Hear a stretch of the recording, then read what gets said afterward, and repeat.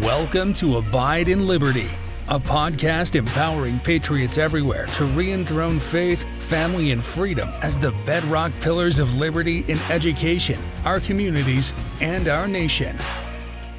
All right, welcome back, everybody, for another episode of Abide in Liberty. We are right in the middle of a multi-segment series on the economy, on interest rates, on inflation, on the Federal Reserve and how it controls all of those things leading up to, and the reason why we're kind of laying this groundwork is because I want to make sure we understand clearly why we're in the economic mess that we are today. And yes, COVID plays into that, definitely, but the groundwork for where we are and the fact that we've painted ourselves into a corner where there are no good options, the foundation of that scenario was laid many, many years ago. So if you've missed the last two episodes, please make sure go back and listen to those because we're going to jump right in where we left off and you may be a little lost if you don't have those. Okay, so we've talked about how the Federal Reserve sets interest rates. They'll come together in a meeting and they'll decide the interest rate should be 2% or the interest rate should be the current rate is 5%. Now, this isn't something that they do by law. They don't say it has to be this rate and you banks all have to follow it. They use market forces to control it, but it still is very much centralized control. When the Fed issues a rate, they're issuing a target rate. They're signaling and letting everybody know, hey guys, this is what we're trying to get the interest rate to, and we're going to try and get there as quickly as humanly possible. And they are able to get there pretty quickly. As far as being able to control the interest rate, they've got that dialed together. What they don't have great handle on is exactly how much they have to raise that interest rate and what impact that will have on inflation and how quickly that'll filter through. But anyway, so let's say, let's kind of talk through how this works. So they use the principles of supply and demand to force and nudge the interest rate in the direction that they want it to go. Now, remember, we've talked about before, the interest rate is one of the main levers that the Federal Reserve, the United States Central Bank, uses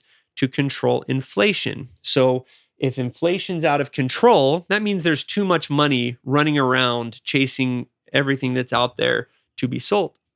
So if we make it more expensive for people to borrow money, less people will borrow money from banks, and there'll be less money floating around to go chase after those things, right? People will have to just do without, whereas they might have taken out a loan to go buy that TV before, or they're going to save up and wait until they can pay cash. So when in order to decrease the rate, so whenever we're talking about supply, if we want the price of debt to come down, okay, we want the price of borrowing money to come down, they have to increase the money supply. If there's more money going around, the interest rate, the price of that money to borrow that money will fall. Now, this isn't an interest rate that they set for mortgages. It's a target rate for the interest that banks will charge each other for very short-term overnight loans. So if Bank A at the end of the day is a little bit short on cash and Bank B's got a little bit more, Bank B can lend money overnight to Bank A, and it will be at this rate, this target rate that the Federal Reserve sets. So this is a bank-to-bank lending rate, a very short-term lending rate. So if the Federal Reserve wants to decrease that rate, they need to increase the amount of cash that banks have. So they'll do that by buying treasuries from banks, kind of like we talked about, but on the open market, on the secondary market. So when they buy these treasuries from the banks sell them, and in exchange, the Federal Reserve gives the banks cash for those treasuries. So when banks throughout the economy are doing this, and are selling these treasuries to the Federal Reserve, then there's more money in the bank, and all these banks have more money. So if they need to loan a little bit of money out to this bank, there's enough cash going around that They don't need a high interest rate in order to take that risk. It's relatively low risk because they're flush with cash. On the flip side, if the Federal Reserve wants to increase the interest rate that banks are lending to each other, they need to decrease the supply of cash that banks have. So when they do that, they will sell treasuries to the banks. And when the banks buy those treasuries, they take their cash, give it to the U.S. Treasury or give it to the Federal Reserve. And in exchange, the Federal Reserve will give them those assets. They're going to turn their cash into these financial assets in the same way that I can take my cash and turn it into a basketball or any other kind of tangible asset. In this case, it's a financial asset, but it works on the same principle. So this is kind of how this worked. The Federal Reserve targets an interest rate, and then they start buying and selling treasuries, depending on which way they want the money supply between with the banks to go, to adjust those interest rates until they achieve the target rate that they want. And then they'll kind of hold things relatively stable to keep that bank-to-bank interest rate around that target that they're trying to hit. So a lot of people will look at this and say, no, look, this is the free market. But no, when you have a quasi-governmental agency intentionally manipulating the money supply to achieve a desired result, that's not the free market at work. That is government intermeddling, but using the existing tools of the free market to achieve what their ends and their goal are. Now, the way that banks make money is the difference between the money that they have to, or the interest that they have to pay versus the interest that they receive on loans that they make. So when you or I deposit money into the bank, let's say we deposit $100 into a savings account, and that savings account pays 2% interest. For me, that $100 is an asset. That is mine. And I'm earning interest on having that asset with the bank. But for the bank, because I can come in any day and ask them to give it back to me, that isn't a liability. And so they're paying 2% interest to me and to all of us as we all put our money in there. They're paying, let's say, an average of 2% on all the money that they've taken in deposits. Well, because of this fractional reserve banking system, if there's a 1/10 reserve requirement, they're required to keep 1/10 of all of the money that they receive in deposits on hand in their vault or in their own bank accounts, their own checking accounts. Then they're allowed to go loan out the other 90%, the other 9/10 of that deposit money. So they'll take 90% of all of our money and they'll go make loans. They'll loan that out to people for car loans. They'll do this. They'll make mortgages and all sorts of other kinds of loans. And they will charge more than that 2% that they're paying us on our savings account. So they'll be earning on their loans, let's say it's 5%. They're paying us 2%, and they get to keep the difference, that 3% spread. So that's how banks make their money. Now you might ask, why doesn't the bank just charge more interest, right? Because if they can charge more for my mortgage, why don't they? And the answer is that's, again, the free market at work and competition. If Bank A decides, hey, I'm going to charge 8% for mortgages, and for the same borrower, Bank B says, I'm only going to charge them 6%. I don't need 8%, and I can steal these customers over if I charge only 6%. Then where are all of us going to go for our mortgages? We're going to go to Bank B that's only charging us 6%. Well, when Bank A sees that and says, dang, all my customers went away, I want some of them back, or I want to entice more people to my bank for loans, they might charge 5.5%. And there'll be kind of this little back and forth that happens until both banks kind of settle on roughly the same interest rate, because you can't go too low. If they're paying 2% to everyone that has their bank accounts with them, they can't go below that. And they have to have enough to pay their employees. So it's going to eventually settle on a nice little balanced interest rate where from bank to bank to bank, interest rates are not significantly different. And if you've ever shopped for mortgage, you've noticed that. You might get 1/8% better or 1/4% better over here with this lender, but you're not typically going to see a spread of 2 or 3% difference between what this bank will lend you or give you a mortgage for versus that one. And that's why it's market sources keeping that in check and keeping any one bank from price gouging you.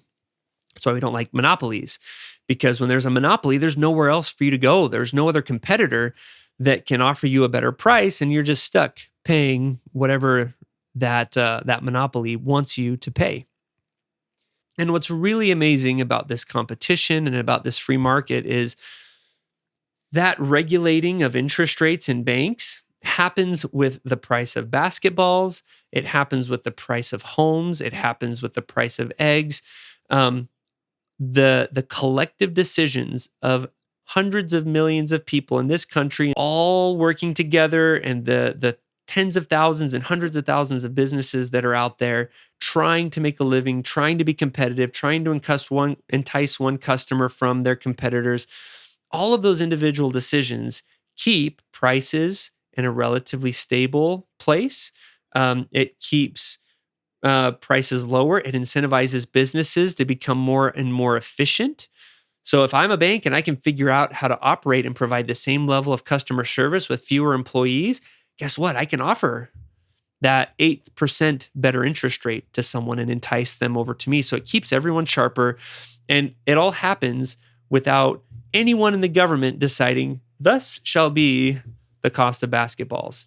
And that's what Adam Smith referred to as the invisible hand of the free market. There is no one person doing that, but the collective decisions of millions of people and hundreds of thousands of companies all result in prices figuring themselves out, in supply and demand figuring itself out as people make decisions on what they want and what they don't want, what's valuable to them and what isn't.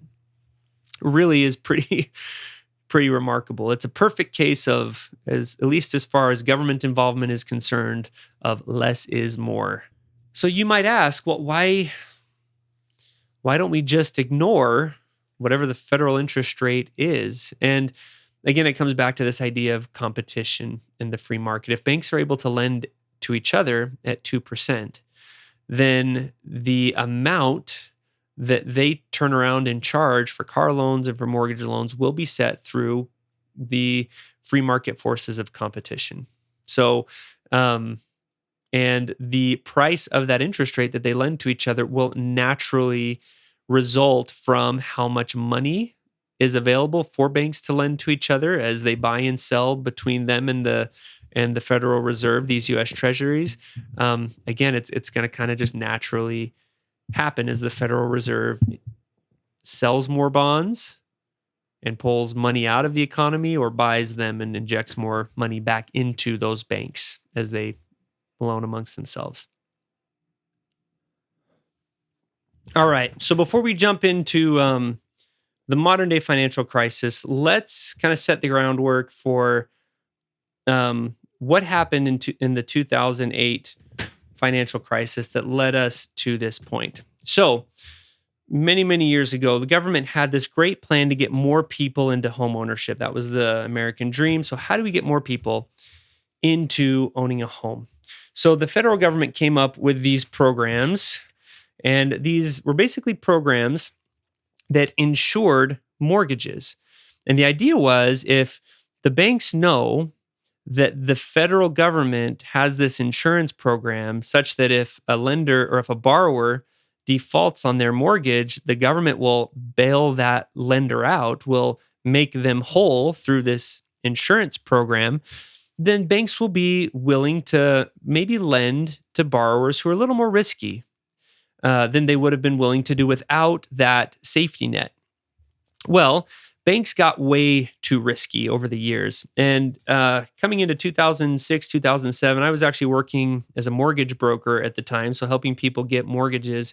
And it was absolutely insane, the programs that were out there. There were programs that if your credit score was good enough, you didn't have to prove your income or your assets. Those are called NINA loans, no income, no assets. So you could just say, hey, my income's $100,000. I have $50,000 in assets. You didn't have to prove that to the bank at all, and you get a mortgage based on those amounts. There was also a program that was particularly dangerous called an option ARM.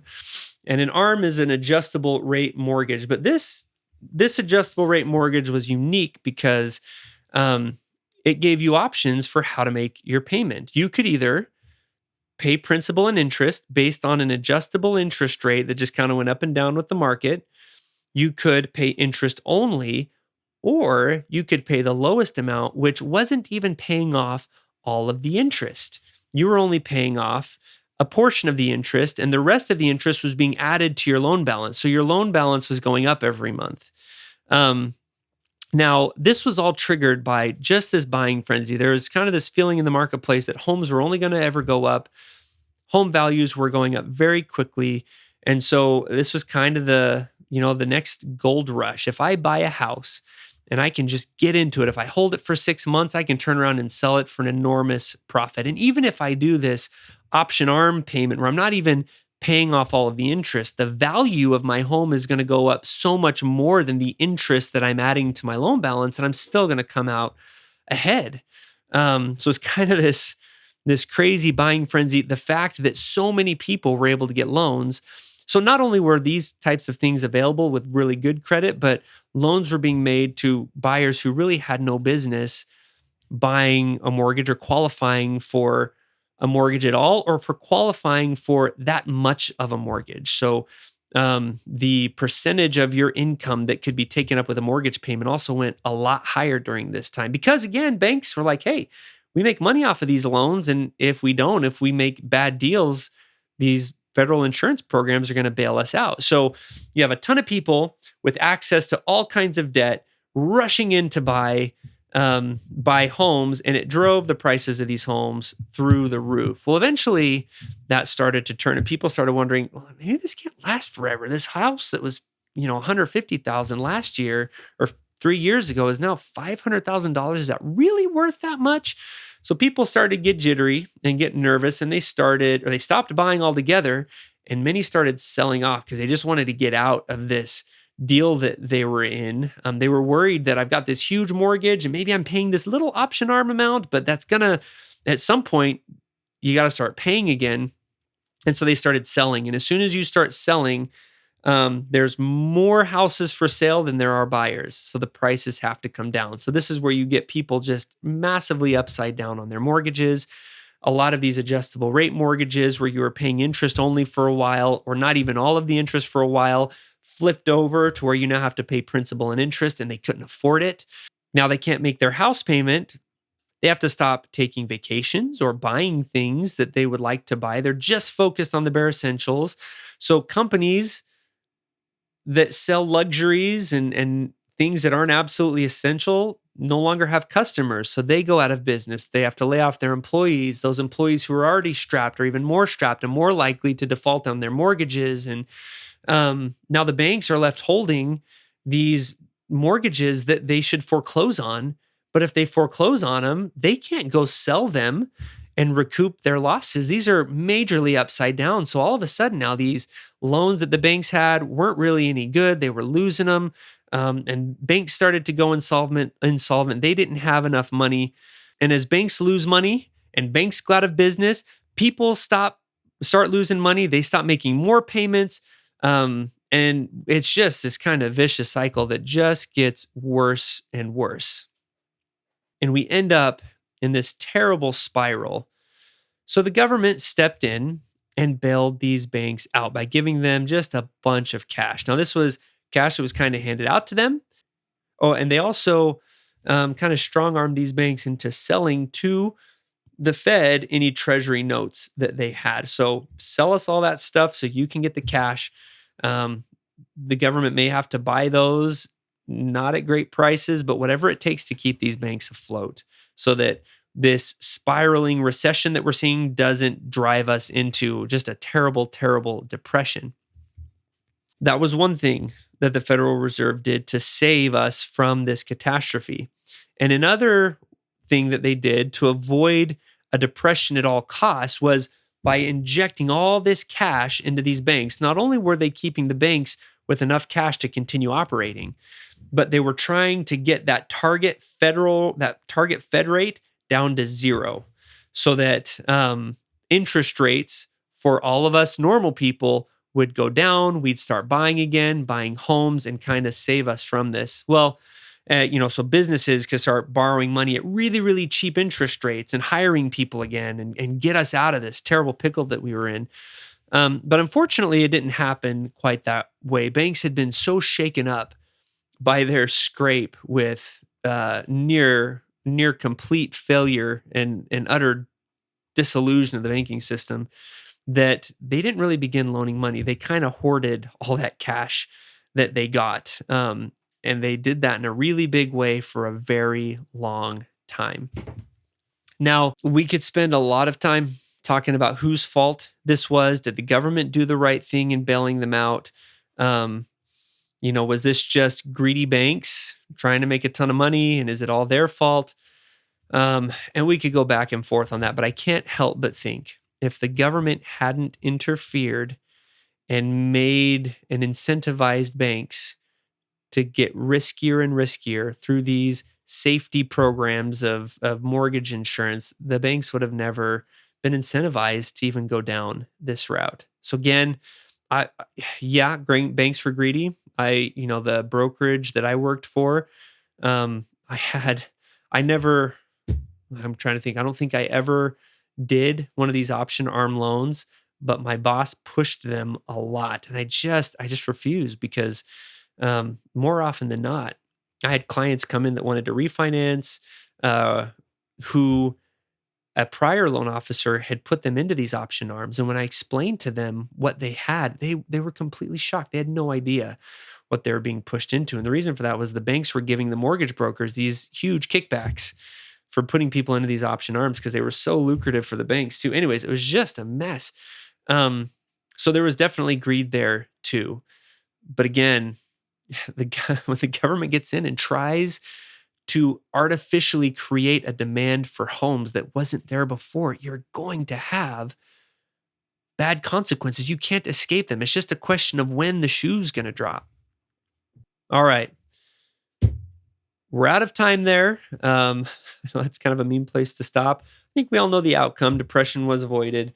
But we'll pick up from there, and we're going to transition into talking about what the 2000 financial crisis has to do with the problems we've had since COVID, and then ultimately what's resulted in some of these banks failing. So make sure and check back next week. Thank you for listening to Abide in Liberty. Make sure you subscribe so you don't miss any future episodes, and share this with friends and family. In the meantime, keep up with the show online at abideinliberty.com. Also, if you'd like to help our K-12 bless and educate more families, contact us by visiting libertyyouthacademy.org. Until next time, be on the alert, stand firm in the faith, and be strong.